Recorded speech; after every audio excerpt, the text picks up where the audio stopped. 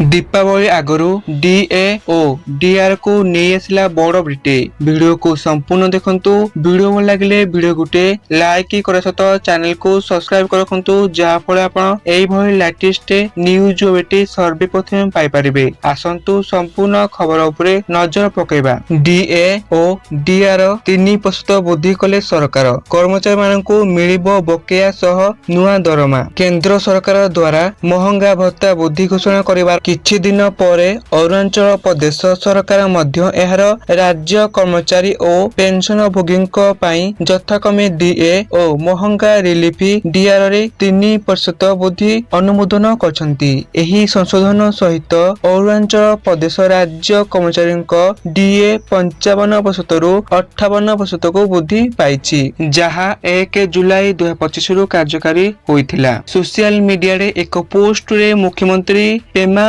खांडू कहते जे डीए और डीआर वृद्धि राज्य सरकार कर्मचारी पेंशन भोगी और राज्यर कार्यरत एआईएस अधिकारी मानकु लाभ देव। इकोनॉमिक्स टाइम्स रिपोर्ट अनुसार सरकार स्पष्ट करछंती जे एही डीए वृद्धि 1 जुलाई 2025 रु कार्यकारी हेबो। मुख्यमंत्री पेमा खांडू सोशल मीडिया रे कहछंती जे जुलाई रु सेप्टेम्बर 3 मासरे बकिया कर्मचारी मानकु नगद आकार रे प्रदान कराजिबो, जेतेबेले नूतन डीए हार अक्टोबर मासरे दरमा एवं पेंशन रे अंतर्भुक्त कराजिबो।